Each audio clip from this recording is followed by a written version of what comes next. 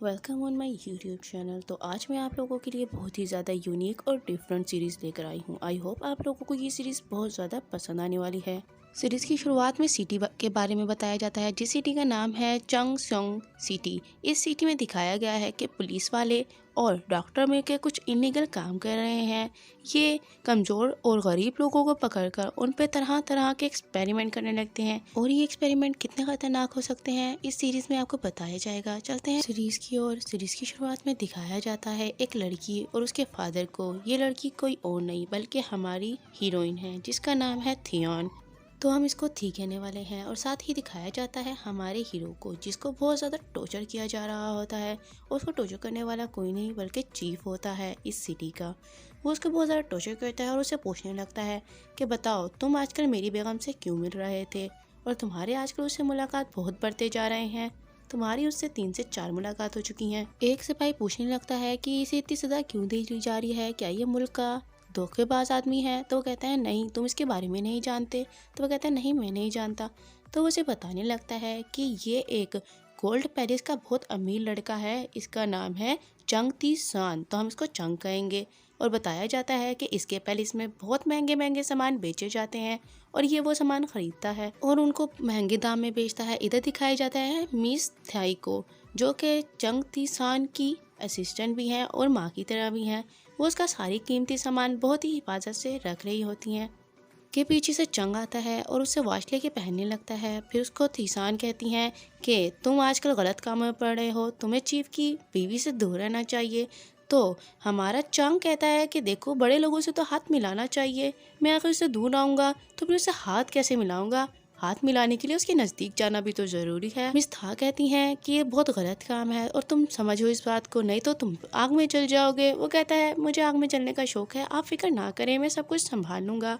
और ये सज़ा उसी को इसलिए तो मिल रही होती है क्योंकि वो चीफ की बेगम से कुछ ज़्यादा ही मुलाकात बढ़ा रहा होता है। तो वो बॉडीगार्ड पूछने लगता है कि इतना ही अमीर है और अच्छा आदमी है, तो फिर इसको सज़ा क्यों मिल रही है। तो दूसरा आदमी कहता है ये सिर्फ चक्कर का मामला है भाई, चक्कर का। इधर चांग फिर चीफ से पूछने लगता है कि आखिर तुम बताते क्यों नहीं, तुम मुझे क्यों अगवा करके लाए हो। फिर वो उसे मारता है और खूब पीटता है और कहता है कि तुम बताओ, तुम मेरी बेगम से क्यों मिल रहे थे आजकल, तुम्हारा उसके साथ क्या मामला है। फिर चांग कहने लगता है कि तुम्हारी बेगम तो तुमसे बहुत मोहब्बत करती है और ये बात पूरी सिटी जानती है, फिर भी तुम्हें उस पर शक हो रहा है। फिर चीफ उसे सीधा बिठा के हाथ खुलवा देता है। फिर चंग फिर से पूछता है क्या बता भी दे भाई, क्या मामला है और तूने मुझे क्यों अगवा करवाया है, ये तेरी बेगम का मामला तो नहीं। फिर चीफ उसे एक पिक्चर दिखाता है और कहता है क्या तुम इसे जानते हो। वो कहता है नहीं। अच्छा, ये तो वही है ना लेडी जो नाचती गाती हैं, ऐसी घटिया औरतों को मैं नहीं जानता। और इस लेडी का नाम है मोनो, और ये चीफ की रखेल हैं, जिसे चीफ बहुत ज़्यादा मोहब्बत करते हैं। तो वो उसे कहने लगता है कि अगर तुम चाहते हो मैं तुम्हें छोड़ दूँ और तुम्हारे साथ कुछ ना करूँ, तो तुम्हें इसे मुझे ढूंढ के ला के देना होगा कहीं से भी। तुम्हारे यहाँ पर बहुत ज़्यादा ताल्लुकात हैं बड़े बड़े लोगों से, और चांग तुम ये काम कर सकते हो। अगर तुमने ये काम नहीं किया तो मैं तुम्हारी सारी प्रॉपर्टी, सारा पैसा तुमसे छीन लूँगा। तो चांग यहाँ पर घर आके अपनी मेट को बताने लगता है कि आखिर उसके साथ क्या हुआ था। चांग मिस्था को बताने लगता है कि जल्दी से जल्दी हमें उस लेडी को ढूंढना होगा, और तुम तो जानती हो मैंने पैसा किस तरह कमाया है, कितनी मेहनत से कमाया है, मैं इसे बर्बाद होता नहीं देख सकता।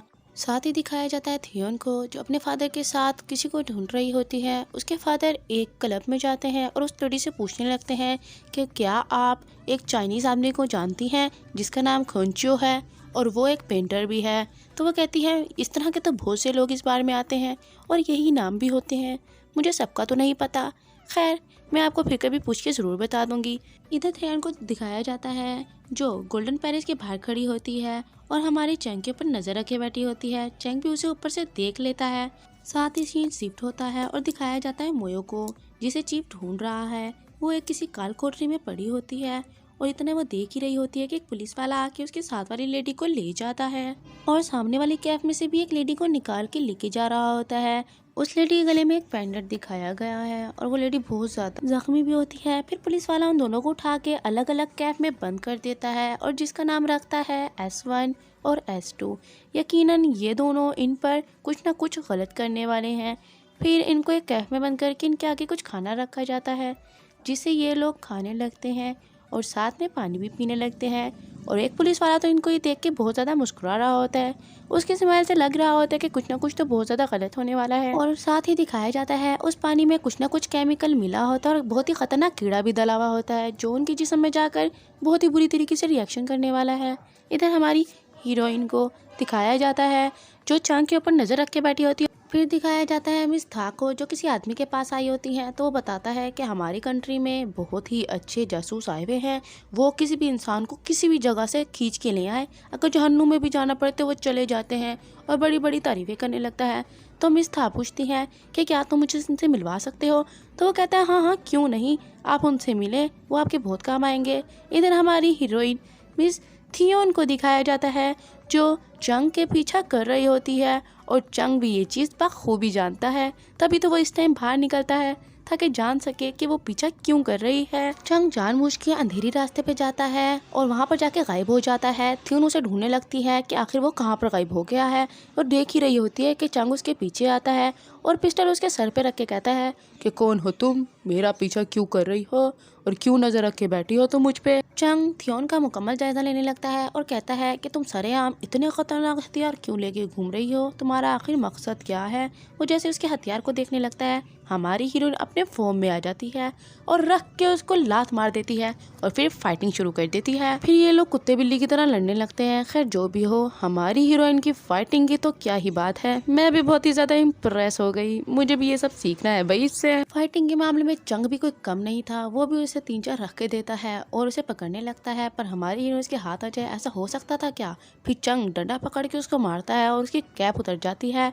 फिर बहुत ही खूबसूरती से उसके बाल हवा में लहराने लगते हैं और हमारी हीरोइन चंग के दिल पे बिजलियाँ गिराने लगती हैं और वो तो देखता का देखता रह जाता है। फिर एकदम से वो दोनों होश में आके एक दूसरे के बाद चाकू और पिस्तौल रख लेते हैं। तो चंग पूछता है कि बताओ तुम्हें किसी ने पैसे दिए हैं मुझे मारने के, तुम मेरा पीछा क्यों कर रही हो। तो फिर थियोनो से कहती है मैं तुमसे पूछने आई थी क्या कि तुम वाकई में ही बहुत बड़े आदमी हो और तुम्हारे ताल्लुकात बहुत बड़े लोगों से हैं। तो वो कहता है हाँ है, तो तुम्हें क्या। तो वो कहती है मुझे एक काम है तुमसे। तो वो कहता है कि पहले अपनी चीज़ें नीचे उतारो। वो कहती है मैं तुम पे भरोसा कैसे करूं, पहले तुम पिस्टल रखो। फिर हीरो शराफत से अपना अच्छा मुजाहिरा करता है और पिस्टल को रख देता है और कहता है तुम्हारी बारी। फिर हमारी हीरोइन भी रख देती है। उसे पूछने लगता है तुम्हें क्या काम है। तो वो बताती है मैं किसी खोन योंग को ढूंढने आई हूँ, वो एक चाइनीज़ है और पेंटिंग भी करता है। तो चंग कहता है जितना बड़ा काम मैं उतने ज़्यादा पैसे लेता हूँ, अगर काम मामूली हो तो फिर वो मैं नहीं करता, मुझे कोई इंटरेस्ट नहीं उस काम में। फिर वो बताती है कि मैं अपनी मोम को भी ढूंढने आई हूँ। तो कहता है अच्छा तुम्हारी मोम और ये आदमी क्या पता भाग गए हो एक दूसरे के साथ। और फिर हमारी हीरोइन को गुस्सा आता है और रख के उसके मुंह पे देती है, कहती है शक्ल ना अच्छी हो तो बात तो बंदा अच्छी कर ही ले, तुम कितने घटिया इंसान हो और तुम्हारे दिमाग में तो भूसा भी भरा हुआ है, अपनी तरफ से कोई कहानी नहीं बनानी चाहिए, पागल आदमी। चंग उसकी बातें सुन के मुस्कुरा देता है और फिर कहता है कि वैसे तुम्हारी आंखें तो बहुत ज़्यादा खूबसूरत हैं। हमारी हीरोइन जाते जाते रुक जाती है और मुड़ के उसके पास आती है और कहने लगती है कि अपनी आंखें संभाल के रखो, नहीं तो मैं इनको नोच डालूंगी और आज के बाद ये गंदी नज़रें मेरी तरफ मत लेकर आना, नहीं तो ऐसी जगह वार करूंगी कि याद रखोगे। और फिर थियोन वहाँ से चली जाती है और साथ ही सीन शिफ्ट होता है। दिखाया जाता है थियोन जिसे ढूंढ रही है खोंचू को, वो एक वन सॉन्ग हॉस्पिटल में काम करता है और उसको दिखाया गया है कि वो पेंटिंग कर रहा होता है कि एक आदमी से आके बुलाता है और कहता है तुम्हें बॉस बुला रहे हैं, तो वो सैड भी होता है। इधर हॉस्पिटल में पागल पुलिस वाले के पास उसका एक सेवक आता है और कहता है कि सर आपका रिएक्शन स्टार्ट हो गया है। वो कहता है इतनी जल्दी। तो वो आके देखता है S1 की औरत बहुत ज़्यादा तड़प रही होती है और रो रही होती है। वो कह रही होती है कि मेरा सर फट रहा है, प्लीज़ मुझे बचाओ, और ज़ोर ज़ोर से अपना सर दीवार पे मारने लगती है और मर जाती है। इधर दूसरी लेडी को दिखाया जाता है S2 जो कि ड्राम से बैठी होती है। तो फिर वो पागल पुलिस वाला कहता है इस पर दूसरा रिएक्शन करो। जैसे दूसरा रिएक्शन किया जाता है तो उसको उल्टी आने लगती है और उसकी तबीयत ख़राब होने लगती है और एकदम से उसकी बॉडी में चेंजिंग आने लगती है। जब चांग घर आते हैं तो मिस था उन्हें बताती है कि उनको बहुत ही ज़बरदस्त 2 जासूस मिले हैं और वो जासूस कोई और नहीं हमारी हीरोइन थियोन और उसके फादर हैं, जिसको देख के चांग की तो हवाइयाँ ही उड़ जाती हैं कि ये लड़की जासूस। वो हैरान होता है।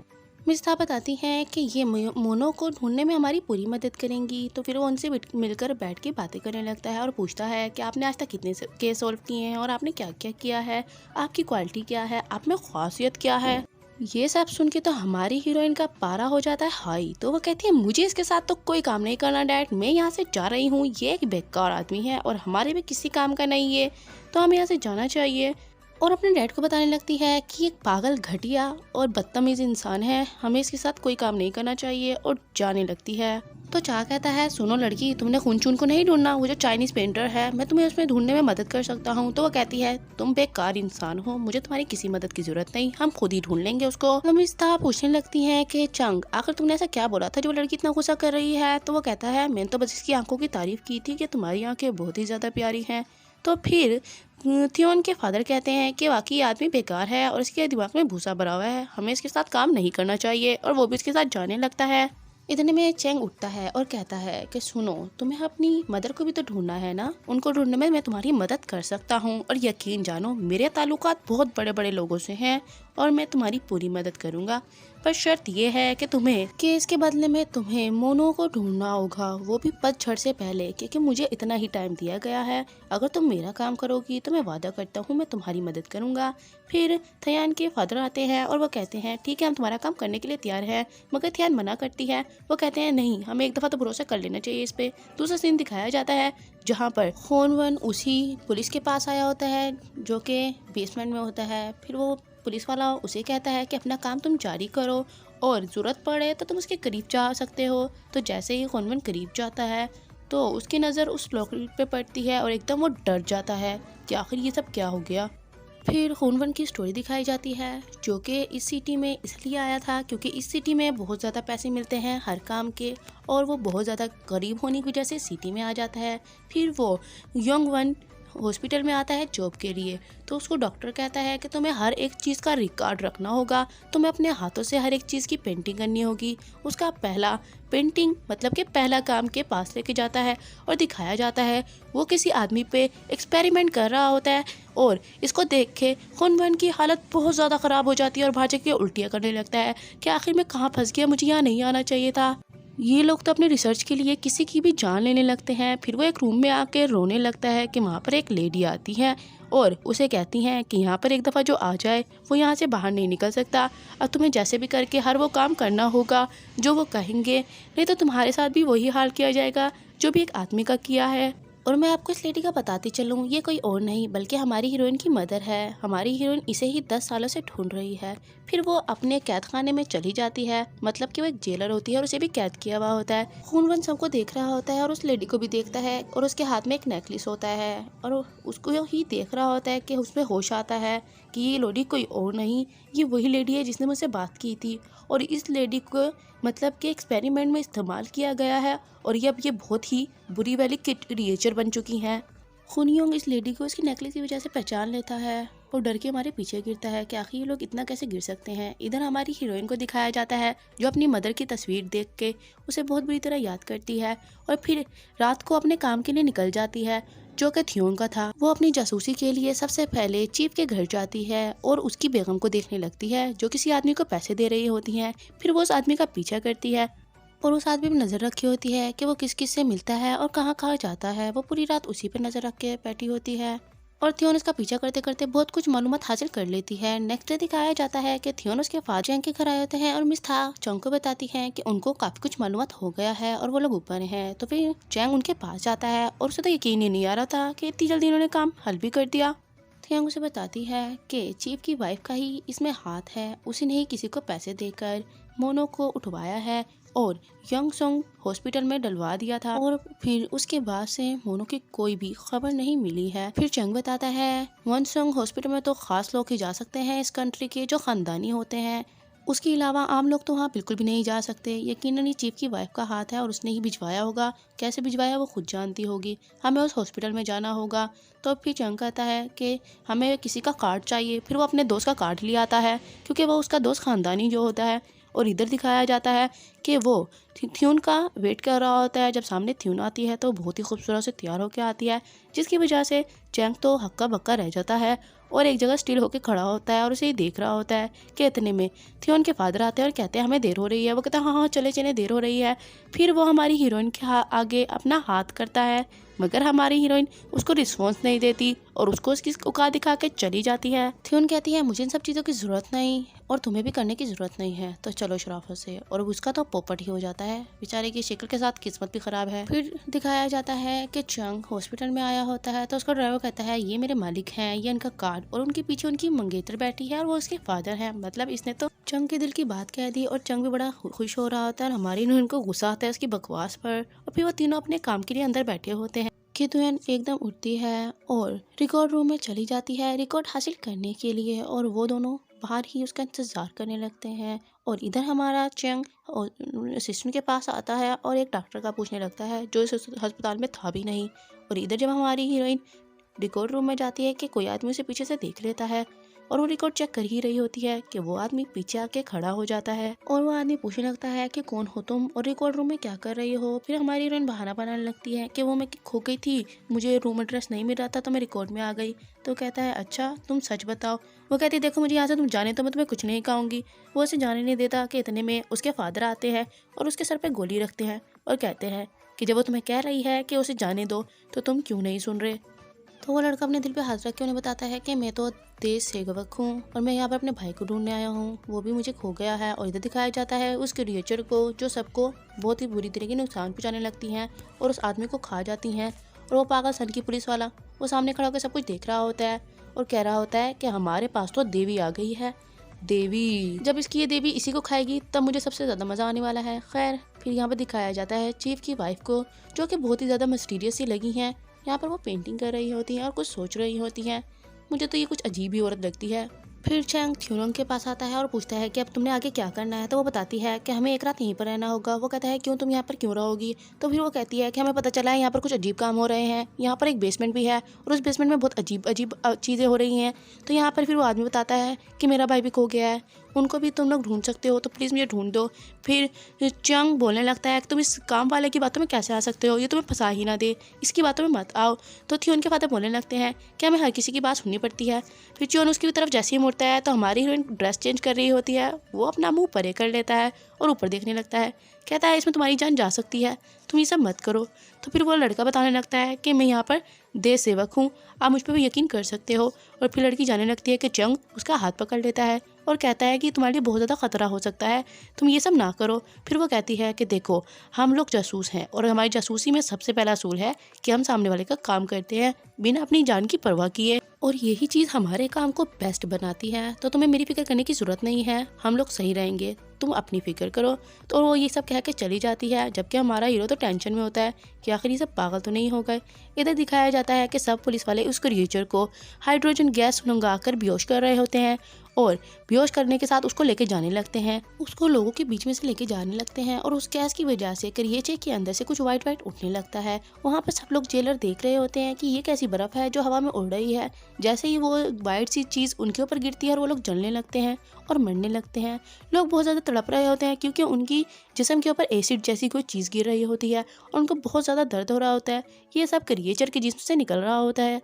इधर थियोन और उसके फादर को दिखाया जाता है जो बेसमेंट के ऊपर से सब चीज़ें देख रहे होते हैं। फिर उसका फादर कहता है कि तुम ध्यान से जाना और उसको फिर इशारे करने लगता है। इधर वो आदमी परेशान होता है कि कहीं इसको कुछ हो ना जाए और उसके फादर उसको सारे इशारे बता रहे होते हैं। और उसी हिसाब से फिर हमारी हीरोइन अपने टशन से उतरती है और बहुत ही ज़बरदस्त लग रही होती है और फिर चुप छुपा कर उधर देखने लगती है और एक बहुत ही बड़ी जगह पर जाके खड़ी हो जाती है ताकि वो इजीली उनको देख सके।